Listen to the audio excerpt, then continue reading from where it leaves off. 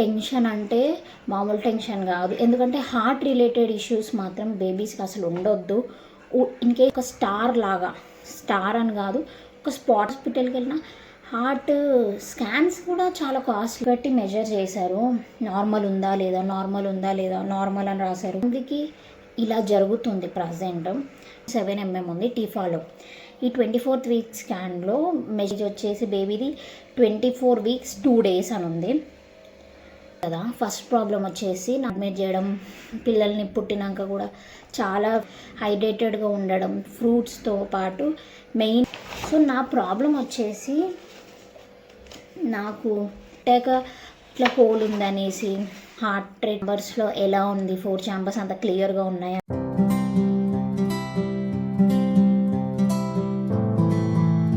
Hello guys, welcome back to my channel. ఈ వీడియోలో వచ్చేసి నా ఫెటల్ ఎకో 2D స్కాన్ ఎలా జరిగింది.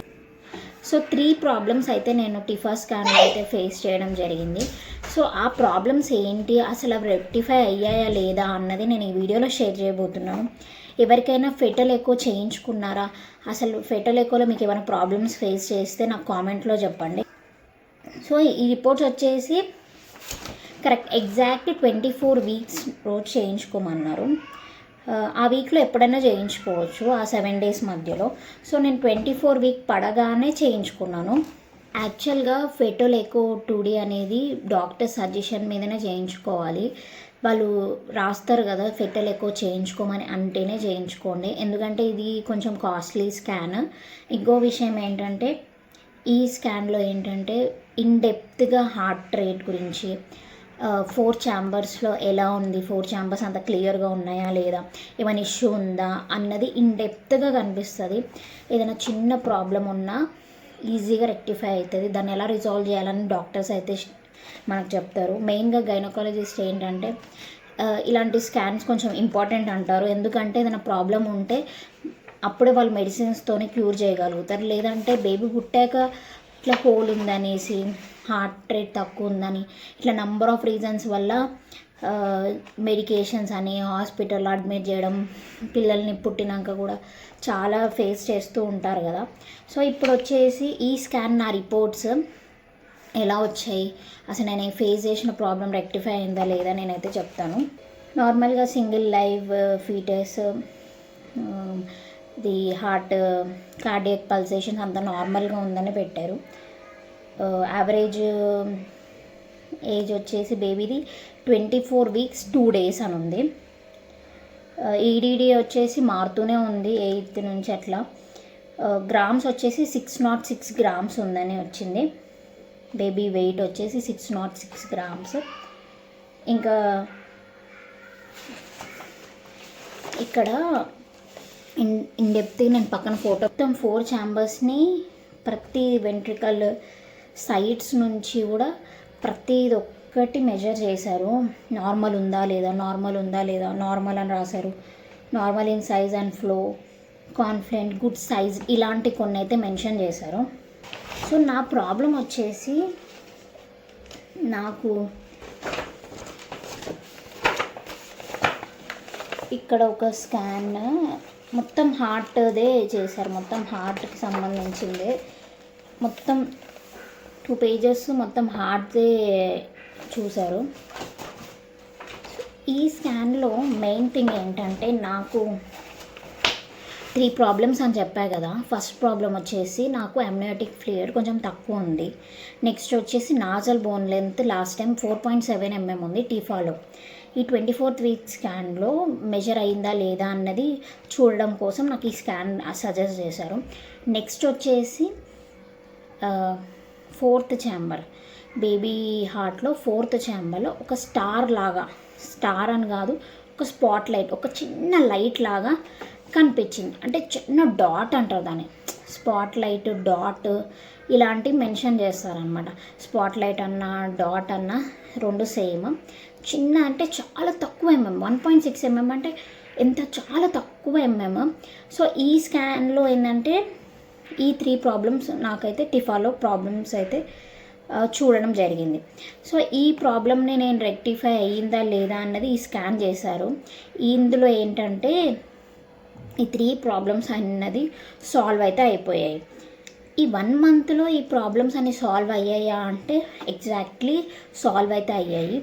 ఫస్ట్ వచ్చేసి అమ్నియోటిక్ ఫ్లూయిడ్ పెరగడం కోసం నేను కోకోనట్ వాటర్, రెగ్యులర్గా వాటర్, హైడ్రేటెడ్గా ఉండడం, ఫ్రూట్స్తో పాటు మెయిన్గా కోకోనట్ వాటర్ చాలా హెల్ప్ అయ్యిందని చెప్పాలి.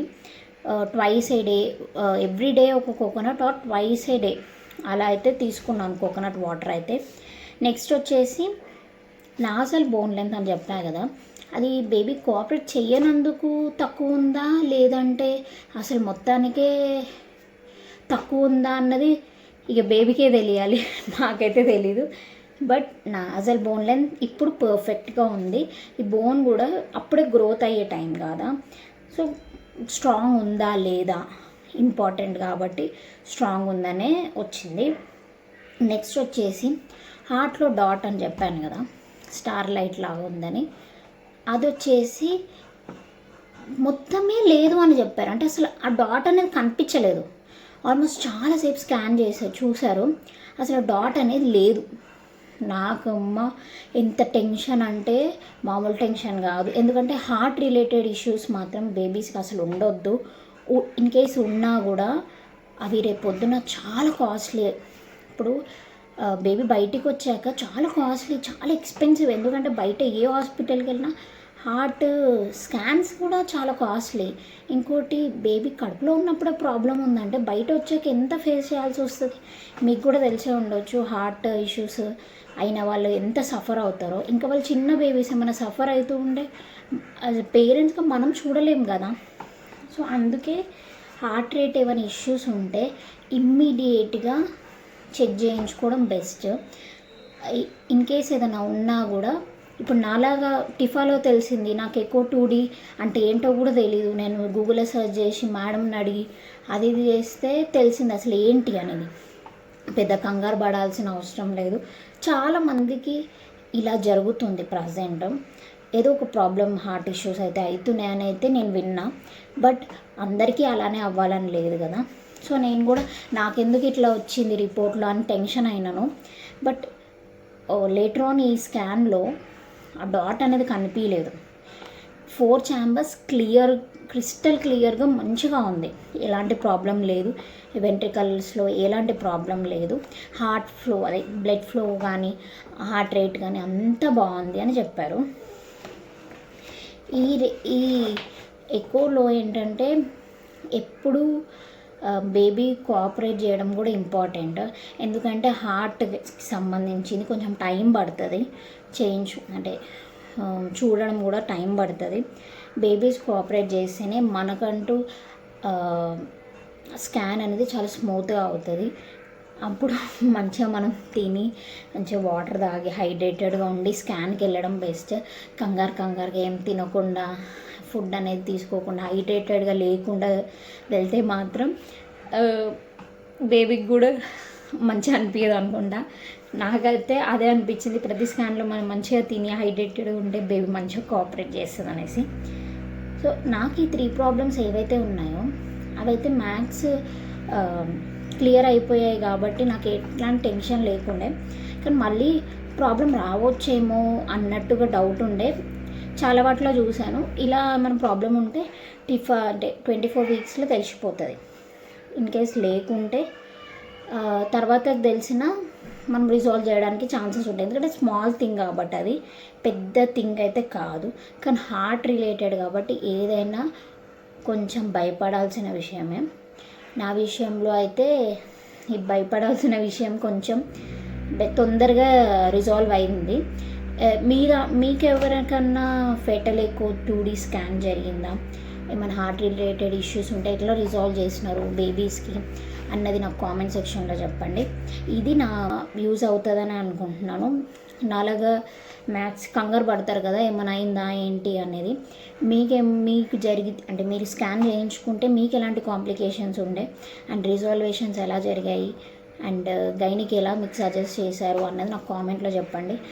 అది నాకు కాకుండా వేరే వాళ్ళకు, ఈ వీడియో చూసే వాళ్ళకి కూడా యూజ్ అవుతుంది కాబట్టి ఐ హోప్ ఈ వీడియో మీకు నచ్చినట్టయితే please do like, share and subscribe. నా ప్రెగ్నెంటీ రిలేటెడ్ వీడియోస్ అనేది నేను లైన్గా పోస్ట్ చేస్తూ ఉంటాను. ఎందుకంటే ఇప్పుడు అప్కమింగ్ ప్రెగ్నెంట్ అవ్వాలనుకున్న వాళ్ళు, ప్రెగ్నెంట్గా ఉండి ఎలాంటివి ఫేస్ చేయాలి, మైండ్ ఎలా స్టేబుల్ చేసుకోవాలన్నది యూజ్ అవుతుందని అనుకుంటున్నా. ఈ వీడియో వచ్చేసి వాళ్ళకి నా వీడియో షేర్ చేయండి అంతే. ఇంకా I hope you like this video.